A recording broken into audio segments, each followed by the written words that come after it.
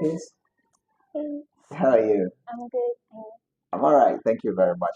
So, while we're Mm-hmm. here to talk about you. You did something remarkable this term. You came from, I don't know, one of the underdogs in the first term to literally becoming a legend in BGS Moliko with your performances this second term. Now, walk me through the transition. How difficult was first term, and what were the adjustments you made in order to get to score? By the way, people, this kid, this little kid over here, what 16-year-old, she just broke a 10-year-old record in bilingual grammar school, Moliko. She's in lower state science one, and yeah, she scored 18.23 average. I'm a national honor scholar, but I never got to score that in my time in high school. Never, ever. And so I'm very honored to be here with you, by the way. So yeah, can you just walk us through? Okay. At the start of the first term, I had a lot of trouble because I was still holding on to the failures I had from the previous academic year. When you say failures, you mean you basically had 11 papers, 32 points. That's 10 straight A's, one B. I got, Jesus Christ, that's a great average that gets you into Harvard anywhere else because that's almost near perfect. So is that a failure you're talking about? Just for context. yes, Really? yes, it is. Kid has got Because crazy standards. I was hoping for more. I was hoping for perfect. Perfection. Yes. Come on. Come on. Okay. Anyways, yeah. So I just had this mindset that one failure leads to the next, and every effort that I was putting in, I just had at the back of my mind that it will still lead to nearly perfect instead of perfect. Yeah, and I think that's what made me had the results that I had in the first term. Just for the viewers, how about were your first time results?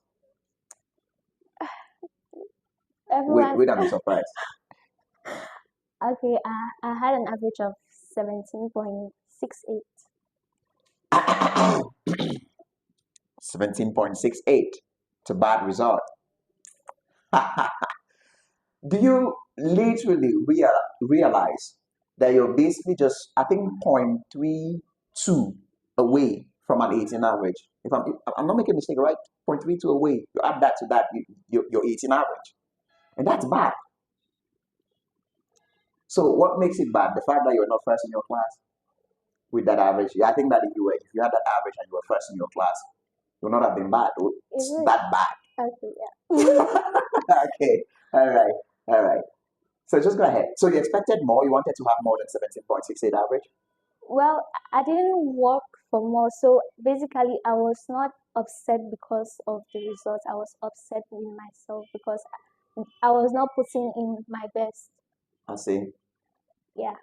So during the Christmas holiday, Mhm. I got to the KC community and No, you've always been in the Casey community. like So I I yeah, think you were that's in true. the Casey community since you were just from five little girl.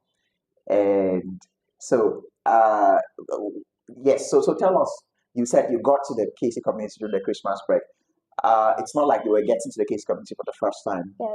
So why was this Christmas break interaction with the Casey community so crucial? Okay. Um, they introduced me to the Yin Yang technique. What's that? What did Okay. you say? Yin Yin, Yang yeah, Technique? yes, Yin Yang? So Yin you're Yang. Chinese now? I mean, I'm struggling to pronounce that. What's that? So it involved me setting the goals I want for myself in the future. So it's organizing and keeping up with the goals that I want for the future by creating smaller goals like um, daily goals, weekly goals, monthly goals, all which will all build up to the main goal I have for myself in the years to come.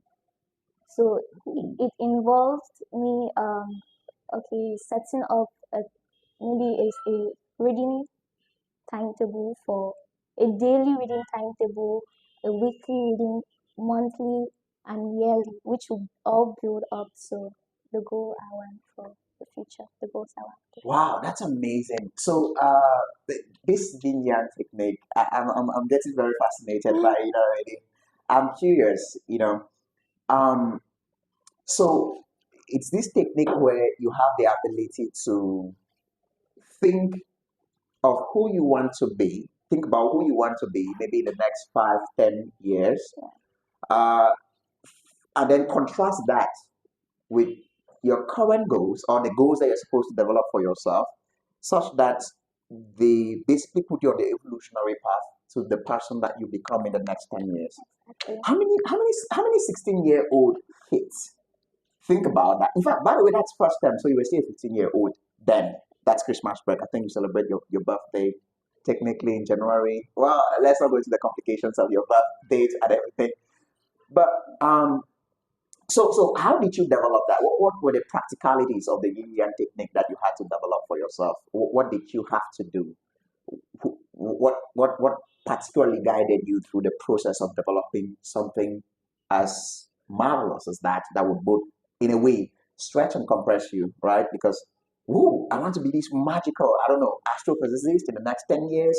So now I have to get this, I have to be this good in physics, I have to be this good in maths. So my competition is not just with my peers anymore, but it's with what am I doing right now that would put me in the top 1% of all the astrophysicists in the globe in the next 10 years?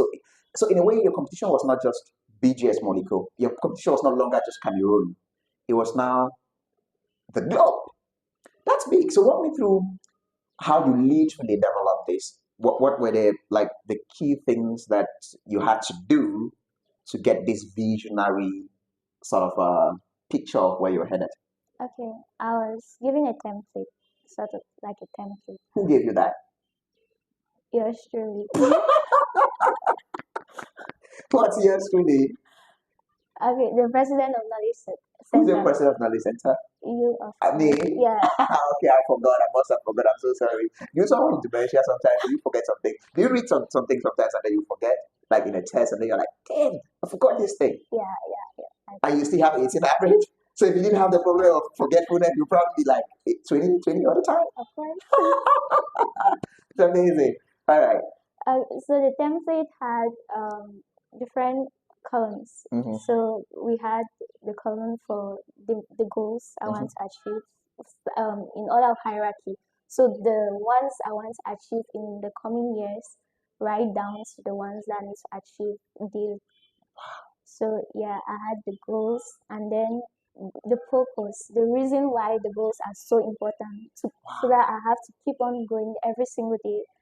And then I had an action plan for each goal. That's how exactly I'm going to accomplish that goal and an execution time so that. So you had deadlines on your goals? Yes. Damn, girl.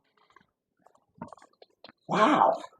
So this is not like a classroom enforced or teacher enforced sort of deadline on assignments that you're given. This is you enforcing deadlines on your own personal ambitions and your personal goals. That takes some levels of maturity and some levels of grit and strength to do that. I mean, he must be one of the most courageous little girls I've ever seen. That's remarkable. So if you could look back and then talk of one measure, just transition that as a result of going through this, developing this document that would exert the yin yang, effect on you. What is the one most important? I don't know. I would say maybe purpose, a sense of purpose, a sense of direction that you picked in developing this. Do you have any? Yes, actually I do. So when I don't feel like studying, like when I'm just kind of like sluggish, just going back and looking at the document I built, I just feel like if whatever I'm doing now has a part to play in what I want for myself in the future. So if I'm not following the program I've drawn for myself, sort of like the daily program that I've drawn for myself, if I'm not following it, then it's already affecting what I have planned for myself in the future. Wow. So in a way, it's just a technique that keeps you constantly in touch with your future. Yeah. Jesus, girl, I'm blown away. Before we go, we hope to have you here for just like 3 minutes. I don't know how long we've had you already, but thank you very much for your insight and your time. You're a legend. I want you to feel very proud of yourself. The weird thing about this, guys, we had such a hard time getting her to talk in front of the camera because, usually when you're a high performer, you're calm, you're reserved, you don't want to show off, you don't want to be the guy that people call, oh, she thinks that she's too good and stuff. We all suffer that at some point in our lives. But I think that it takes two levels of humility to stand here and then share your story to the public and to possibly inspire so many more, younger Cameroonians coming through the pipelines to realize that Cameroon is not just the stage. We've been local for too long. It's time to go global. And I'm glad that you're leading that. Do you have a particular just expectation for yourself beyond high school? Is there something that is too glaringly different for yourself beyond high school, beyond your time in high school? Is it University of Oya? Is it Polytech Yaoundé? Or where's your head at? Okay, I'm not going to Did you just disclose it. whisper that? Am I seriously asking you that in front of the camera? I'm not going to disclose that. Okay. We'll keep it for the next week. Episode? Yes. All right. So we'll have you again. Okay, that sounds awesome. So, guys, she is postponing this. She knows how to play the media game very well. So she's keeping you, like, oh, what's coming? This kid is one of those kids that have a very powerful global perspective. That's what we talk at KC. It's known as endow. Just can we plant or implant in our young learners the cosmic perspective, right? Where they don't just longer see things from the rudimentary ways that they are taught in the classroom or maybe based on their community experiences or anything like that. Can they see things like can they have this overview effects of understanding how one thing connects to the next and to the next and to the next, and she embodies that really wonderfully. And I would just hope to have her in the next episode talking about her career and her future. And I think that would inspire so many more learners and possibly parents too, who can look at you and then look at their child at home and be like, what am I missing? Right? And so maybe possibly get their children to the Knowledge Center community. What do you think about your time in the Knowledge Center community before we end this episode? What do you think? How important do you think is the impact Knowledge Center is having on you? Okay. Aside from the academic build up Mhm. they're providing for me, I feel like every student needs moral support. So basically, I've had some psychological and emotional troubles lately, and the center has always been there to just help me build up myself, both emotionally, spiritually. Just That holistically. exactly. So I'm very grateful to the community, and I encourage every young Cameroonian out there to just get involved, just get associated with the Knowledge Center. Oh, that's very kind of you. Thank you very much, Miss. We're grateful. We're grateful to have kids like you and to be inspiring kids like you. We really believe in a new vision for Cameroon, and it's by losing ourselves in services to the next generation of just STEM luminary leaders and innovators for this country that we really think that we can contribute to the machinery, to the whole emergence machinery of this nation. We get disappointed by how we are developing the human capital of this country. And that's why we do everything that we do at Knowledge Center. A lot of times people just feel like you come to Knowledge Center if you're too smart. They don't realize that, Knowledge Center can become a consequence of you actually becoming way smarter. So I think that it's that sense of responsibility to the future, to our country, that really pushes people to rediscover themselves in a way, right? To find out the deepest parts of their capacities and then to hold themselves to those standards. I think that you can agree to this, that they really push you to hold yourself at better standards. And yeah, that's really good. Thank you guys very much. This is Firstly, my wonderful mentee. I'm very grateful to be mentored. By the way, I've mentored just very closely and directly. I've mentored. I think you're the fifth or the sixth? Oh, the fifth. Yes, the fifth. The fifth. She's a fifth young Cameroonian I'm mentoring, and so three are in the U.S. on full ride scholarship. One is currently at Faculty of Engineering and Technology. I think had junior year, so last but 1 year, and then you you are the fifth on the list. And I'm excited because I feel like there are great things to come. And yeah, let's keep working hard and let's keep what